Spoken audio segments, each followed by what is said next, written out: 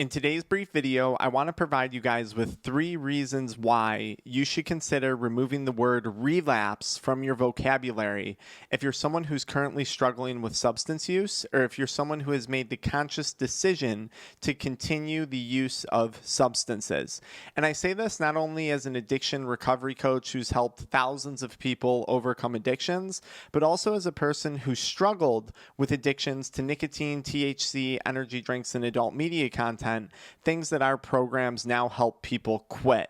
Relapse is an unbelievably dangerous word within the addiction space and the addiction recovery community for 3 primary reasons. Reason number 1, in most cases, people don't actually relapse, if we're even going to consider relapse a real thing. In most cases, people experience a lapse. A lapse is sort of like a brain fart. It's a temporary lapse of judgment that results in a decision that ultimately we didn't want to make. And this whole idea of relapse and that you can lose time and that you can lose the progress that you made on sobriety because of 1 or 2 instances of substance use is just absurd. A relapse would be a return to use at an equal or greater rate than prior to stopping. And in most cases, this doesn't happen to people.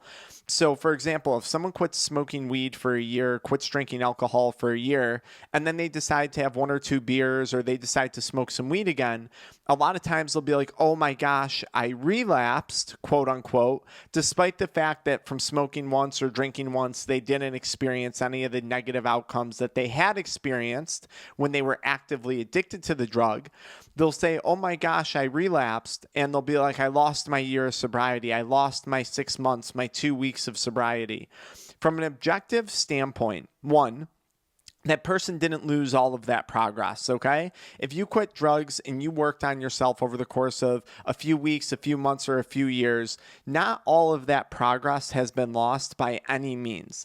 Secondly, and maybe more importantly, if you had a drink, if you had a smoke, somewhere within 24 to 72 hours, chances are that substance is going to be cleared out of your system again. And then by the clinical definition, you're going to be sober. That drug is no longer in your body. So you're right back to where you left off.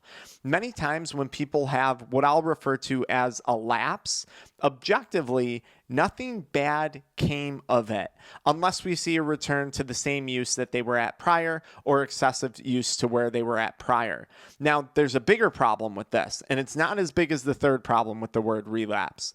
The bigger problem, though, the secondary problem, is all of the guilt, shame, regret, and remorse that is typically associated with this relapse. I actually believe that this is responsible for driving continued drug use than more than anything else, more than the substance being in your body itself. People get so upset with themselves and they feel guilty, shameful, remorseful, regretful, and they wind up then coping with that guilt, shame, remorse, and regret by consuming more of the drug. So it's not necessarily that the drug then results in a quote unquote relapse, but it's all the emotions that we've been taught and that we've been told to associate with this made up thing, a drug relapse, that then leads to further substance use, that then leads to further drug consumption. And I think this is extremely dangerous. And I would argue that this ideology and this way of thinking is directly responsible for probably even the overdoses that we see when we're talking about other drugs like opioids, heroin, alcohol. Geez, you could even say tobacco, considering the amount of smoking, that the amount of people that die from smoking. But it's this idea of a drug relapse that I think actually fuels further drug consumption and that prevents people from breaking the cycle of continued drug use. Now, neither of those things are as detrimental as the third point I'm going to make. A lot of times in addiction recovery, I'll hear relapse compared to a cancer, or someone had cancer and it's in remission and then the cancer flares up again. Something that a person largely can't control. There'll be people in the comments saying, well, you can control your lifestyle factors, this and that. Yes, I understand. But I'm talking about someone who develops cancer. There's no explanation for it really. And it goes into remission and then it comes back, a horrible, horrible thing that the person has no choice in, that the person has no power or say in. It just happens sometimes. This is not a drug relapse, yet we're told this is what a drug relapse is in traditional addiction recovery content and material, okay? And I think this is so bad because under this ideology, it completely removes your power of choice, your free will. It completely treats you like you're just some mindless, unconscious walking human being that's not capable of making decisions. And I've interacted with more than enough people consuming substances. I've consumed more than enough substances to know that this is not the case. You are capable and you deserve better than being labeled as that. But in traditional addiction, a relapse is this thing that just happens, and many times it's considered to be part of the recovery process and the sobriety process. And this idea is so dangerous because when I was under this ideology myself, I always had an excuse to return to substance use. Well, if I could be 2 years, 3 years sober, and then this thing happens, this relapse just happens, and it's part of the disease process, well, what's the point in even trying to get back up on the horse after falling off if it's just going to keep happening? And that's what I'm told. I'm told it's just going to keep happening unless I fight it every day and do all this work and blah, blah, blah, blah, blah. That idea is so dangerous because what we're doing is actively arming people who are wanting to make positive changes, who are doing everything they need to be doing, making positive changes. We're arming them with this idea that they can always return back to use and that it's out of their control, that they were powerless over it, that they didn't have choice in the decision. And look, at the end of the day, if I wanted to smoke cigarettes again, if I wanted to smoke weed again, right? There's a very logical decision-making process that occurs. And this is going to help you guys avoid the guilt and the shame and all that. So bear with me, right? I would have to go to the store. I'd have to buy cigarettes. I'd have to buy weed. I'd have to get a lighter. I'd have to spark it up. I'd have to put it in my mouth. I would then have to make the conscious decision to inhale and get high off of tobacco or buzzed off of tobacco, high off of weed, whatever you want to say. That is a very logical, thought-out process. So instead of saying in the future, if you make the decision to return to substance use and you're struggling to quit, or if you have made the decision to return to substance use, stop saying that you relapsed. Next time you're going to pick up weed or you're going to pick up a vape or a drink of alcohol, say to yourself, okay, I'm making the conscious choice to consume this substance because, and that's the key part, because I'm feeling stressed, because I'm feeling depressed, because I'm feeling anxious, because I feel it's going to help me socialize, because I feel it's going to help me sleep, whatever the reason is. By saying I'm making the conscious decision, again, to consume this substance, what you're doing at the very least is you're putting the power, you're putting the choice back into your hands. And by doing that, by acknowledging that you're making a conscious decision, a decision that may or may not be rationalized by yourself, you can now start to remove some of that regret, guilt, shame, doubt that you're ever going to be able to succeed. You can remove all of that. And I would argue, even if you do decide to pick up that substance again, the chances of you returning to abstinence, not using the drug, are actually higher under that mindset because you're acknowledging that it's something that you have control over.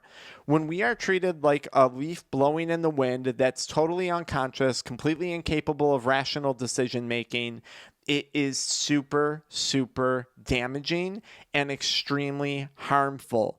And the irony of all this is that, let's say that was the case. Let's say relapse is part of this thing called addiction, which we refer to as a disease.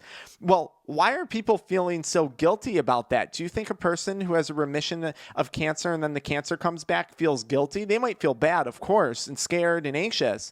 But do you think they're feeling guilty about it? Of course not. So why is that guilt there? Why is that remorse there? Why is that regret there? Because in most cases, the person is acutely aware that they are actively making a choice that is going against what it is they actually want to be doing with their lives. So I'm telling you, instead of ignoring that, instead of throwing it up to chucking it up to the wind as if you're some lifeless unconscious figure, acknowledge that you're making a choice, acknowledge why you're making that choice, and then either do it or don't. And if you do, and you do in fact regret that decision, then move forward from it. Say, okay, next time I'm not going to do that. You have the ability not to. That's the beautiful thing about addiction and addiction recovery. You do have choice, you do have free will, and you do have power. Now, the last thing, and then you could see, though, how that whole cycle, if you didn't think you had a choice, feeds into this idea of relapse, which isn't really a relapse. It's more of a lapse, a temporary lack of good judgment, which, by the way, people experience every single day, right? How many times a day does a person have a brain fart? Oh, I shouldn't have bought that. Oh, I shouldn't have done that. Oh, I should have thought of that beforehand, right? All the time this happens. Yet in addiction, it's made out to be this mythical, unexplained thing that's just part of what happens in addiction. And it's just, in my opinion, complete BS and a major disservice to people who are struggling. Now, if you wound up enjoying today's conversation, you got a few options. I would encourage you to check out the video description and the links I put there, or the pinned comment and the links that I put there. You can gain access to free PDFs and handouts on how to quit. I have a full ebook and a 7-step guide. We have products. I have Kick It Crave Less chewing gum, a nicotine-free, cannabis-free, stimulant-free chewing gum with ashwagandha and N-acetylcysteine designed to help reduce stress, reduce cravings, improve focus, help with sleep. A lot of the common things that people experience during withdrawal, I designed this to help. It also comes with a deep breathing necklace. You can find it on YouTube Shopping. Then we have our paid Addiction Mindset Group Coaching School community. It's $27 a month. If you're struggling with something and you got a question for me, sign up for that. I'll send you a DM as soon as you sign up, and we'll start working on a solution to this problem together. We have an incredible community in there. We got accountability, community support. We do live Zoom calls. It's an awesome place for $27 a month to get some help, okay? And if you don't want to do any of those things, I set up a playlist right here all about relapse and relapse prevention plans and anything like that. Whether it's cannabis, alcohol, nicotine, the content is going to apply to you. Best of luck until next time.